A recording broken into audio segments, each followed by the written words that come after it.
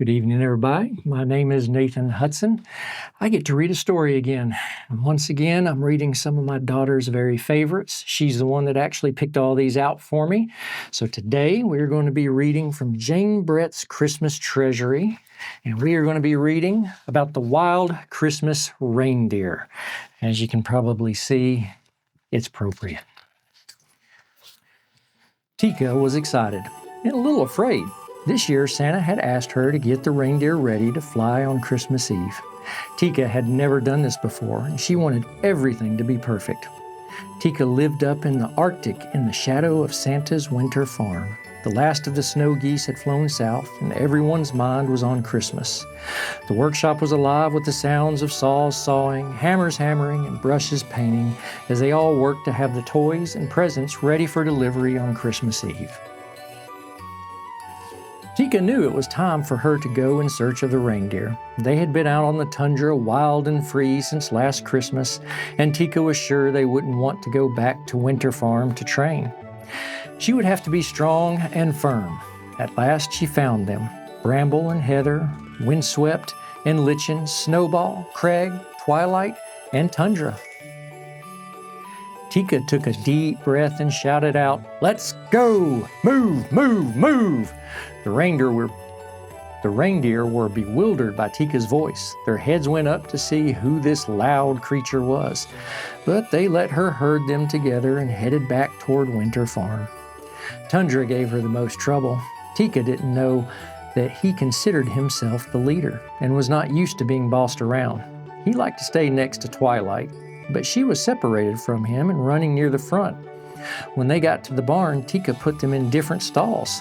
Tundra snorted impatiently. By the next morning, when Tika went into the barn, all the reindeer were restless and upset. Lichen was frightened of Craig, who kept nipping at him. Bramble was so worried she drove Heather wild, and Twilight kept calling out to Tundra, who was just plain angry and stamping his hooves. Tika groomed each reindeer.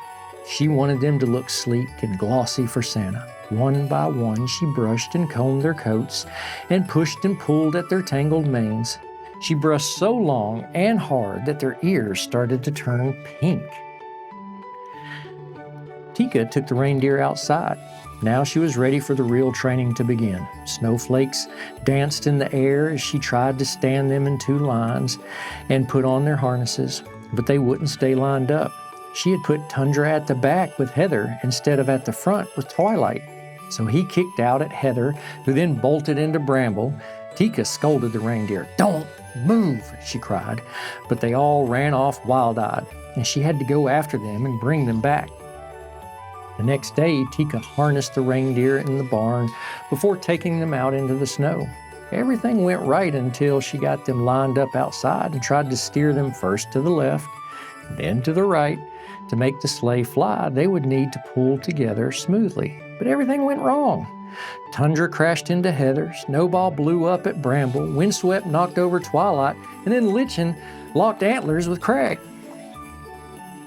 "Stop!" Tika cried as she watched the reindeer paw the air. "Unhook!" she shouted as they tried to free their long antlers. Then Lichen and Craig fell over into the snow. The harder they pulled, the more their antlers locked. The reindeer were frantic, and Tika only made it worse by yelling at them. Tundra and Heather rushed to help, but the antlers did not break free.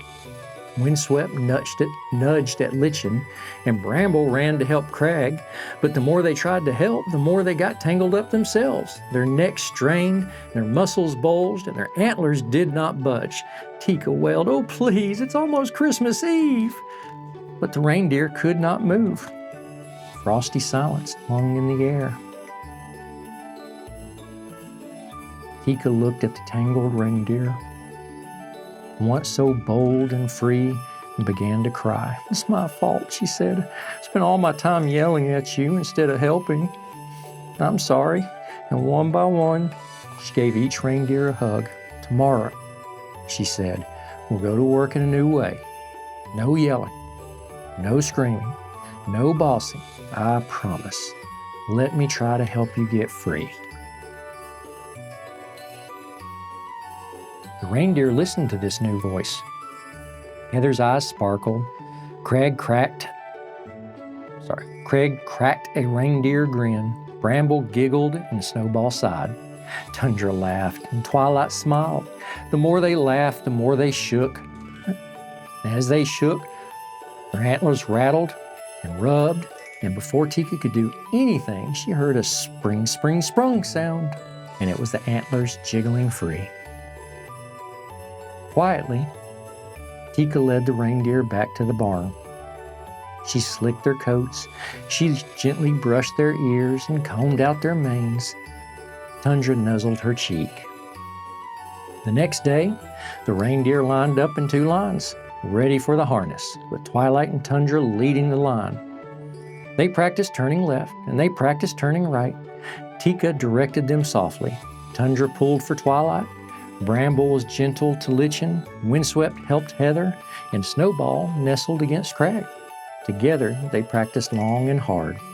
They didn't notice that it was getting dark, and they almost didn't hear a jingle in the distance. It was Santa standing by the sleigh, piled high with presents and ready to go.